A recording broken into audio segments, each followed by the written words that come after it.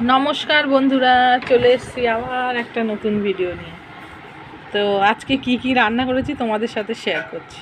এই দেখো, আজকে আমি রান্না করেছি সাদা ভাত, আর এটা রান্না করেছি এই যে শুক্তো। আজকে বৃহস্পতিবার, ওর জন্য শুক্তো রান্না করেছি।